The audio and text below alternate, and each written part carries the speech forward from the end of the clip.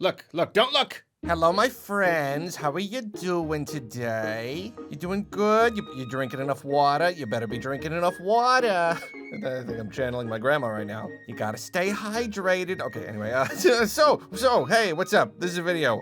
We are nearing the end of the year, right? As usual, I will soon be doing a whole video kind of reviewing 2021 as a whole. But in the meantime, though, there's one thing I just wanted to talk about real quick.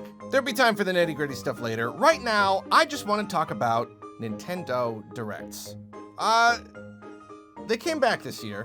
Last year was a weird year, as you might remember. But this year they came back. They were just kind of there, and there were three major ones, and I have to say, it felt really, really good. Last year, everything was weird. People couldn't get together. People couldn't go to work. We didn't know where Nintendo Directs were. For a while, we were worried about Nintendo's ability to just work on games at all. One of their answers to the whole situation was to stop doing full Nintendo Directs, and instead, they would just do, like, mainly random reveals of games. They would just, you'd wake up in the morning and they would just drop a thing on YouTube and Twitter. And I've already kind of gone on about this subject quite a good bit about how, like, I feel that works in its own way, that idea, the random drop.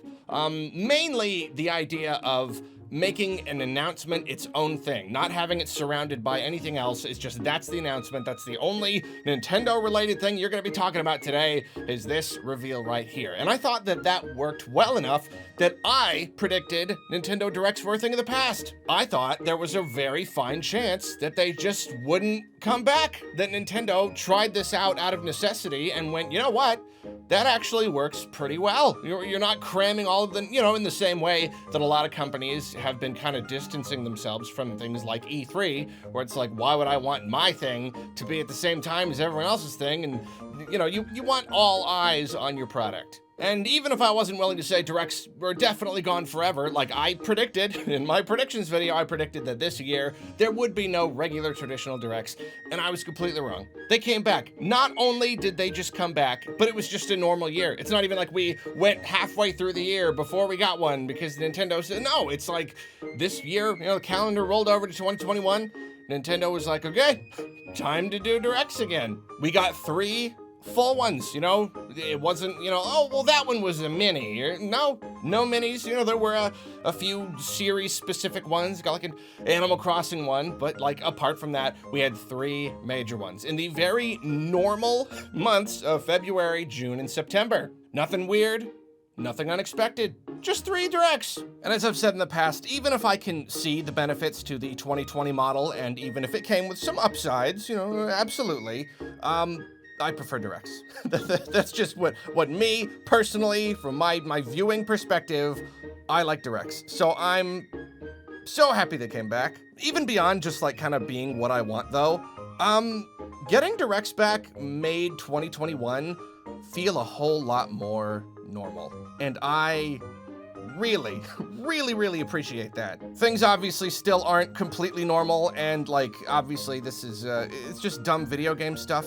It's really not that important in the long run, and yet, for me personally, just having those to look forward to, and to just watch and be all excited about, and all the reveals and stuff, it really helped. It really helped after last year. And the thing is, the real point of this video, Directs didn't just come back. It isn't just nice that they came back and, just like, okay, we had Directs, that's cool. No, these were really good Directs. It's not just that they came back, it's that this was I feel, a particularly good year for Nintendo Directs. There have been plenty Directs in plenty of years where they just kind of land with a thud and they just they didn't really give us anything that meaty, kind of disappointing or whatever. But like the 3 we had this year were all good. They all had a really good amount of announcements. They were all spaced, like all the announcements of like new games, they were spaced really well throughout the year. So each one had a really nice spread. In February, we had our Smash reveal. We had Pyramithra. We had our,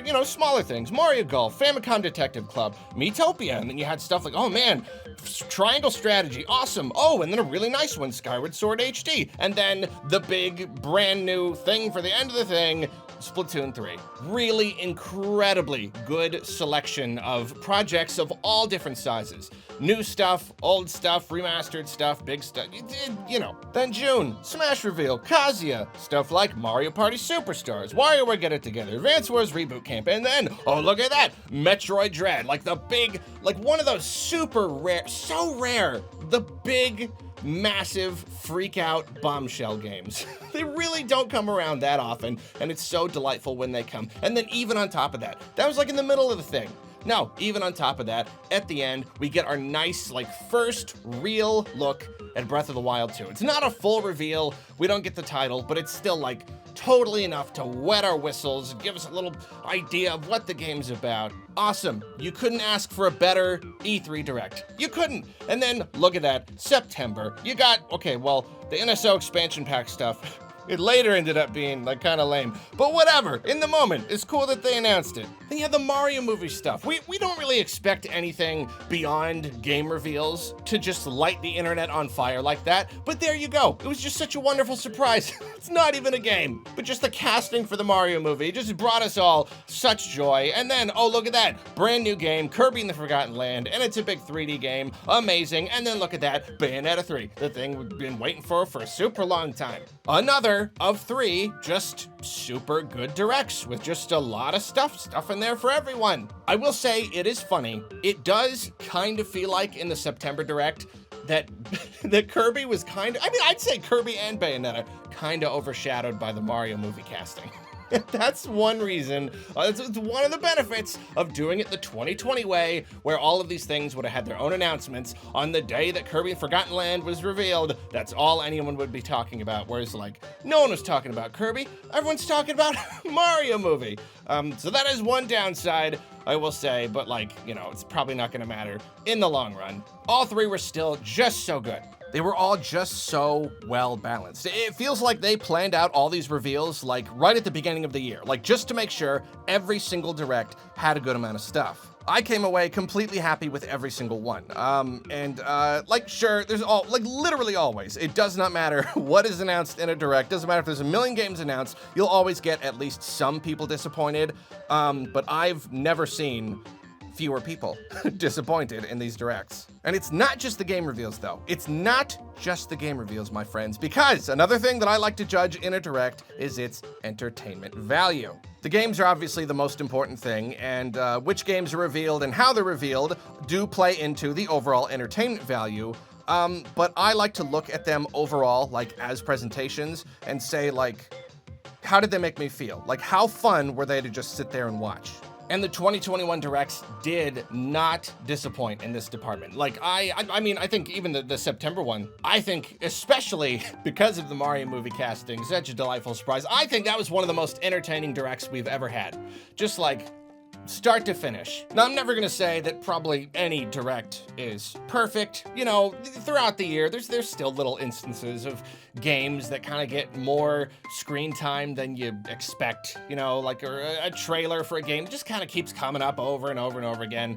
I know DC Superhero Girls was kind of like a, like, I mean, I think it was published by Nintendo and that's why they were doing it, but at the time, it's just kind of like, why? This looks weird, like a cutesy mobile game, didn't really understand it. So like, yeah, obviously there's gonna be some flaws, but overall, the pacing was super good. You know, like most of the stuff, like, and that's most modern directs, they move along at a pretty good pace. Older directs, my gosh, they dragged on just forever and ever and ever. These long developer interviews, and they really don't do that anymore. At least not nearly as much. These were all entertaining to sit down and watch. And because of the good spread of announcements, there's something for everyone. Obviously, not everyone. Plenty of people were disappointed by these, but like, it's not like you go into a direct and you go, oh, well, that direct would be good if you were a this fan or whatever, a JRPG fan or such and such fan.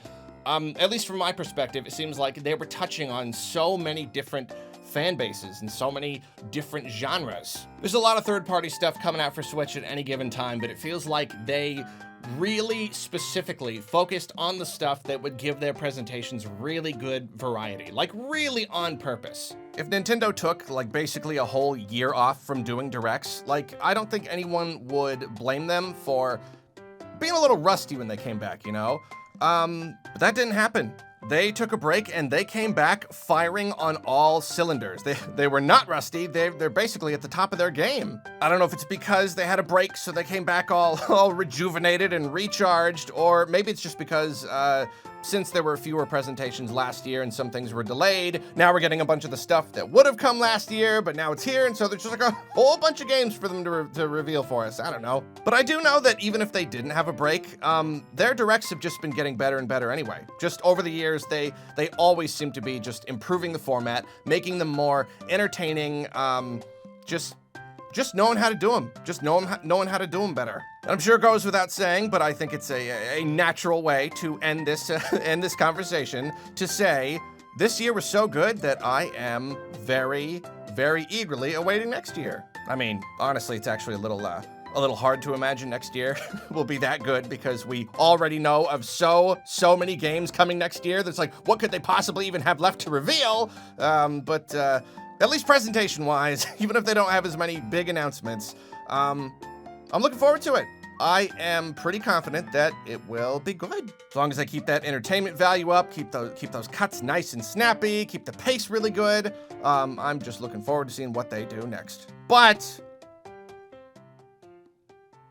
what do you think? What did you think about Nintendo Directs in the year of 2021? Do you miss the old way? Do you think they should have just taken every single one of these announcements and just randomly dropped them on Twitter and just had like multiple of these random things every single month? So like every second we're checking our phones and seeing if there's any crazy things dropping. Gosh, can you imagine? That'd be like that'd seriously be like a big Twitter reveal every week or two or something. That'd be pretty cool, actually. Well, anyway, let me know down in the comments, and in the meantime, I'm gonna do more clamping. I really love clamping. It's a passion of mine, and I just got a whole lot of clamping to do. What can I say?